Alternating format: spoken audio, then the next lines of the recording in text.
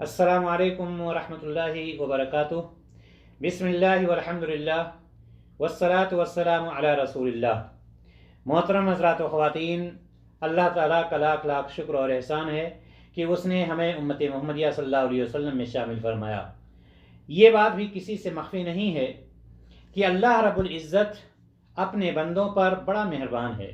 وہ چاہتا ہے کہ اپنے بندوں کی بخشش کے لیے اسباب مہیا کرے، اور یہ حقیقت ہے کہ اسلام ایک ایسا مذہب ہے جس نے اپنے ماننے والوں کو بہت سارے احسانات سے نوازا ہے۔ بعض اعمال ایسے ہیں اگر اسے انسانی نظر سے دیکھا جائے تو بہت معمولی نظر آئیں گے، بہت تھوڑے نظر آئیں گے، مگر اس کا اجر و ثواب اللہ رب العزت کے پاس بہت ہی بڑا ہوتا ہے اور اس کا بہت ہی زیادہ مقام اور مرتبہ ہوتا ہے۔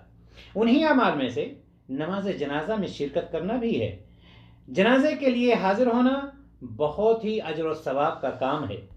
حضرت ابو ہریرہ رضی اللہ تعالی عنہ سے روایت ہے کہ نبی اکرم صلی اللہ علیہ وسلم نے فرمایا، من شہد الجنازۃ حتی یصلی علیہا، جو جنازے میں حاضر ہوا یہاں تک کہ نماز جنازہ پڑھ لی گئی، فلہ قیرات، آپ صلی اللہ علیہ وسلم فرماتے ہیں اسے ایک قیرات ملے گا۔ ومن شہدہا حتی تدفن، اور جو شریک ہوا یہاں تک کہ میت کو دفن کر دیا گیا، فلہ قیراتان، اسے 2 قیرات ملیں گے۔ قیرہ ومل قیراتان، کہا گیا، سوال کیا گیا 2 قیرات سے کیا مراد ہیں اللہ کے رسول صلی اللہ علیہ وسلم؟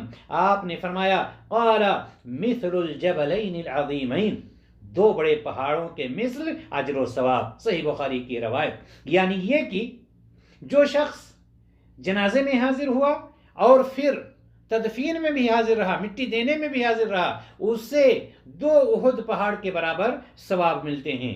جنازے کے لیے حاضر ہونے کا مقصد اس کے پیچھے چلنا اور نماز پڑھنا ہے۔ جس نے ایسا کیا، یعنی جس نے جنازے کی نماز پڑھی، اسے اجر کا 1 قیرات ملے گا۔ یہ قیرات احد پہاڑ کے جتنا ہے، جیسا کہ صحیح بخاری میں ہے، کل قیرات مثل احد، ہر قیرات احد پہاڑ کے مثل ہے۔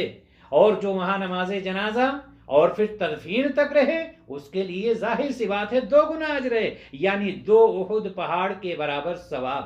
لیکن محترم حضرات و خواتین، یہ اجر و ثواب ایمان اور اخلاص کے ساتھ مقید ہے۔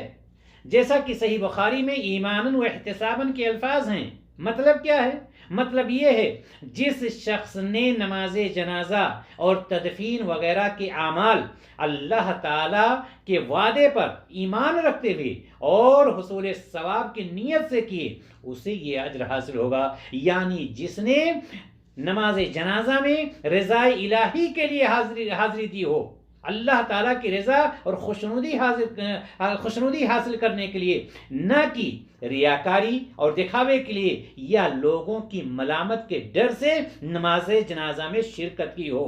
لہٰذا اللہ تعالیٰ سے ہم دعا کرتے ہیں کہ الہ العالمین ہمارے تمام اعمال میں اخلاص کی توفیق دے اور ہمیں پیارے رسول صلی اللہ علیہ وسلم کے بتائے ہوئے طریقے کے مطابق عمل کرنے کی توفیق عطا فرمائے۔ وآخر دعوانا ان الحمد للہ رب العالمین۔ السلام علیکم ورحمۃ اللہ وبرکاتہ۔